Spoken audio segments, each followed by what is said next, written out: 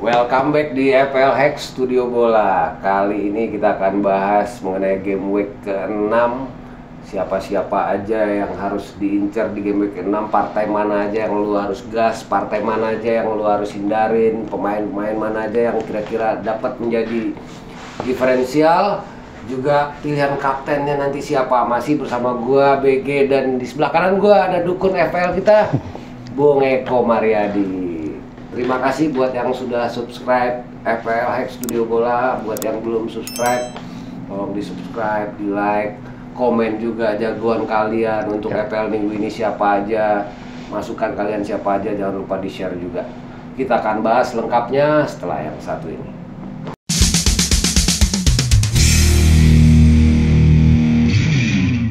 Oke, sebelum kita bahas game week 6, kita recap dulu nih game week 5. Siapa-siapa aja yang gacor nih kemarin Eko nih? Kayaknya pestanya pemain belakang ya.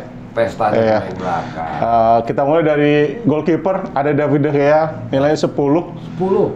Nah, dia terakhir, di menit terakhir itu mengagalkan penalti dari pemain West Ham. Mark Noble yang... Padahal reputasi De Gea ini terkenal di penalti kurang oke. Pemain itu luar biasa sih. Ya, Nobel ini disiapkan khusus untuk menendang penalti, dimasukin, ternyata gagal. Memang salah banget Moyes. Harusnya orang biasa aja, ada aja manfaatin ya kan. Lalu 3 pemain belakang Chelsea backs, 2 diantaranya adalah pencetak gol, Thiago Silva dan Rudiger. Thiago Silva 15, Rudiger 14. Jadi selain gol dia juga clean sheet.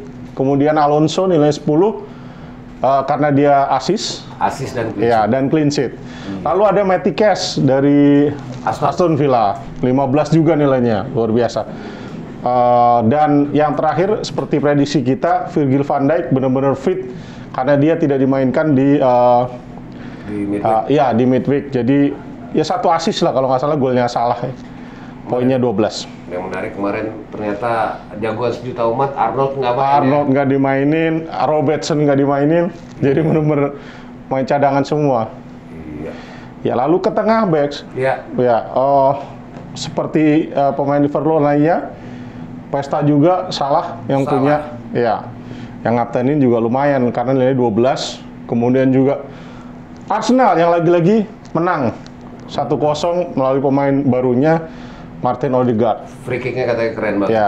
Dan yang agak sedikit berbeda, Ismail Sarr.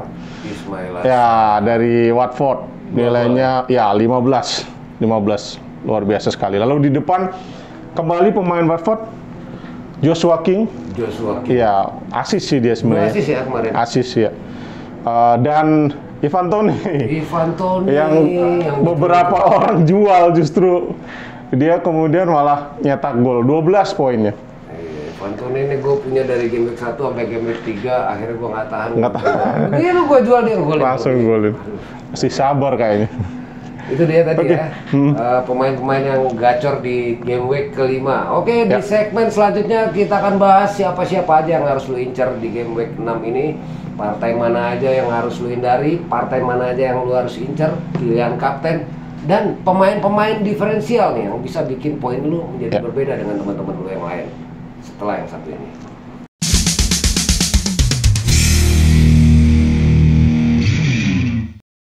Oke, kita masuk ke rekomendasi dari FPL Hacks untuk partai-partai mana aja yang harus diincar dan partai-partai mana aja yang lu harus hindari di game week yang ke-6 ini. Silakan Bung Eko. Yang pertama, big match antara Chelsea sama Manchester City itu berdasarkan beberapa pertemuan sebelumnya ini biasanya ketat ya, paling 1-0. Nah ini banyak sih gue rasa yang punya aset Chelsea ya, apalagi belakangnya terutama itu stabil, dia nggak kebobolan. Kemudian juga pemain yang favorit lagi Lukaku ya. Sementara City ini ada back Diaz, kemudian penyerang juga dia ada Grealish dan Gabriel Jesus atau Torres. Tapi menurut gue sih lebih baik ditahan dulu sampai minggu depan, karena minggu depan Chelsea lumayan enteng lawannya. Sementara City tetap lawan minggu depannya lebih Liverpool. Lalu salah satu juga yang mungkin bisa dihindari juga derby London, Arsenal dengan Spurs.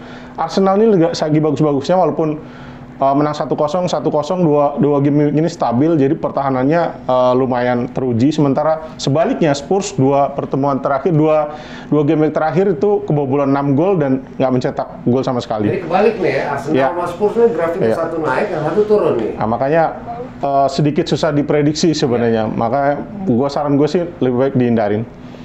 Oke, kalau yang harus diincar? Nah, incar ini salah satu duel yang menurut gue, kalau lu punya pemain tengah sama depannya, ini Leeds sama West Ham ini menarik menurut gue. Antonio udah balik lagi, Bex. Iya, udah bisa. Terus main, ya Ben Rahma kemarin lagi-lagi mencetak gol. Kemudian Leeds juga gitu, rapinya. Cuman walaupun dia meragukan sih ya, karena kemarin diganti di sekitar menit 60-an karena katanya sih ada problem di kakinya. Tapi Bamford juga 1 assist kalau nggak salah kemarin. Jadi ini dua tim yang sama-sama naluri serangnya tinggi. Lalu kalau lu punya aset dari Watford seperti Sarr, Dennis atau King, sebaiknya dilanjutkan, kayak sepertinya tren dia akan kembali naik karena lawannya Newcastle. Seperti kita tahu Newcastle nggak terlalu bagus di pertahanan. Lalu Everton Norwich juga menarik karena Norwich kita tahu ya jadi bulan-bulanan sejauh ini dari. Kalau gue sih punya pemahaman gini, siapapun lawannya Norwich, lu gas deh itu. Iya, karena dia benar-benar ini ya. Dan belum 1 poin pun belum ya? Belum. Kalah terus kan udah. Hanya sayangnya gini, Bex, Everton ini 2 pemain, bahkan 3 pemain kunci sebenarnya. Dominic Calvert-Lewin 2 minggu yang lalu dia nggak main. Minggu lalu justru penggantinya ini si Richarlison juga ternyata cedera. Lalu terakhir yang gue dengar adalah Lucas Digne, itu juga cedera. Jadi ada beberapa pemain yang bisa lo pegang seperti Gray ya, Gray atau Doucouré itu bisa dimajukan. Sama ini Townsend juga. Andros Townsend, iya. Main baru ya. Iya. Lalu aset Liverpool juga oke lah, masih lu tahan seperti Van Dijk atau Salah ya, itu masih bisa lu andelin. Oke. Ya. Itu dia tadi ya, yang mana yang lu harus hindarin, yang mana lu harus gas. Oke, kita masuk ke rekomendasi FPL Hex untuk game week ke-6 nih. Silakan Bang Eko. Ya. Untuk kiper, gue merekomendasikan kiper Leicester City, Kasper Schmeichel. Ya, lawannya Burnley, ada peluang dia untuk clean sheet minggu ini. Di kandang ya? Ya, di kandang. Kemudian Asmir Begovic, dengan cederanya Jordan Pickford, Begovic ini di midweek dia kemarin semalam main, kemudian juga di minggu lalu dia juga main, dan itu potensi untuk clean sheet-nya besar karena sekali lagi lawannya adalah Norwich. Lalu David De Gea penampilannya luar biasa minggu lalu. Ya, minggu ini akan menghadapi Aston Villa di Old Trafford. Jadi masih ada peluang dia untuk clean sheet. Lalu ada Guaita ya dari Crystal Palace. Lawannya Brighton, ini sama-sama ya masih ada peluang bagus ya. Dan yang terakhir Alisson, dia poin tertinggi saat ini untuk kiper adalah kiper Liverpool, Alisson. Itu dia yang kiper. Kalau untuk defender, lagi-lagi gue merekomendasikan Virgil van Dijk karena dia sepertinya anti rotasi dari Klopp ya. Klopp sekarang udah mulai ikutan Pep ya, ikutan rotasi. Ini Ruben Dias-nya nih ya. Ya, jadi ini Ruben Dias-nya Liverpool. Lalu yang kedua Michael Keane ya, dari Everton. Ini juga back tengah yang dia juga jarang dirotasi sama Benitez dan ada peluang untuk clean sheet karena lawannya Norwich. Lalu selanjutnya ada Ricardo Pereira dari Leicester. Beberapa kali dia dimainkan, bukan hanya clean sheet tapi juga assist karena dia ya attacking trade-nya juga lumayan tinggi nih. Betul. Iya, kemudian Livramento dari Southampton lawannya kebutuhan Wolves. Dan dia minggu lalu clean sheet walaupun kartu kuning sebenarnya. Poinnya 5. City aja bisa ditahan, masa Wolves enggak? Betul, luar biasa sekali City di kandang City loh. Iya. Iya. 0-0 ya. Lalu yang terakhir tetap ya Semedo, bagaimanapun dia Wolves dan Southampton ini masih seimbang, jadi ya masih ada peluang lah dia untuk selain clean sheet juga dari attackingnya. Oke, lanjut. Midfielder selalu ya nama ini selalu ada. Salah dari Liverpool minggu lalu 12 poin. Lalu Gray dari Everton karena seperti dia akan jadi tumpuan karena dengan cederanya Richarlison dan Dominic Calvert-Lewin. Lalu pemain Leicester lainnya sayapnya Barnes. Ya, ini ya ini peluang dia untuk menambah poin sebenarnya untuk poin dari assist maupun golnya. Lalu Ward-Prowse dari Southampton, di mana kita tahu dia pusat permainan Southampton, semua bola mati terpusat di dia, corner, tendangan bebas, penalti semua, dan dia ada peluang untuk mencatatkan poin karena lawannya Wolves. Lalu yang terakhir Wilfried Zaha, dia juga pemain tengah di posisi ini, tapi sebenarnya dia lebih banyak beroperasi depan, dan karena lawannya Brighton, dia ada peluang untuk mencatatkan poin. Oke, itu dia rekomendasi dari midfielder. Lanjut, striker nih. Begitu. Ya, lagi-lagi Ronaldo rasanya akan kembali menghasilkan poin di seperti 2 game week berturut-turut. Ini mungkin game week ketiga ini dia akan kembali mencatatkan poin karena ya lawannya Aston Villa yang ya walaupun minggu lalu menang 3-0 tapi sebelumnya pernah dibantai Chelsea 3-0. Lalu Jamie Vardy, ya lawannya Burnley di kandang sendiri, dan Vardy ini salah satu yang berada di top 3 ya kalau nggak salah. Dia selalu jaminan starter ya, beda sama Iheanacho yang jarang dimainin belakang. Dan juga penalti juga dia yang ambil ya. Lalu Joshua King dari Watford, lawannya Newcastle nggak terlalu bagus di pertahanan, dan King ini target man ya. Ya. Lalu yang selanjutnya kembalinya Antonio. Jadi kalau lo belum jual ini ya aset Antonio, lawannya Leeds, sama-sama main terbuka, dia ada peluang untuk mencetak gol. Lalu yang terakhir Adam Armstrong, ya pemain Southampton, ini juga satu aset yang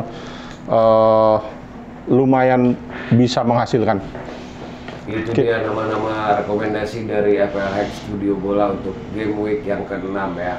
Sekarang gue pengen nanya ini nih, untuk pilihan kapten siapa nih, Bung Eko? Gue cenderung ke pemain-pemain yang memang ya langganan poin sih ya, dalam tanda kutip ya, kayak gue milih Salah, Ronaldo sama Vardy. Tiga pemain yang hampir dipastikan jaminan inti dan punya peluang untuk mencetak gol. Salah, Ronaldo, Vardy. Ya, tinggal dipilih aja. Untuk penalti takernya kita belum tahu ya siapa ya? Belum, karena belum dapat. Belum dapat. Tapi gue yakin Ronaldo lah. Feeling sih Ronaldo. Oke, itu dia rekomendasi kapten dari FPL Hack. Selanjutnya suggestion untuk pemain diferensial nih. Ya. Jadi ini lu kalau mau beda sebenarnya dari teman-teman lu, misalnya itu ada pemain yang memang nggak terlalu banyak yang punya, tapi dia berpotensi untuk menghasilkan poin di minggu ini. Barnes dari Leicester, kemudian Joshua King, dan Adam Armstrong dari Southampton. Itu 3 nama yang menurut gue bisa menjadi pembeda di minggu ini. Dan harganya juga masuk akal. Harganya masih masuk akal. Itu dia tadi rekomendasi dari FPL Hack Studio Bola untuk game week yang ke-6. Ya. Selanjutnya kita akan set up starting 11 dari FPL Hack Studio Bola setelah yang satu ini.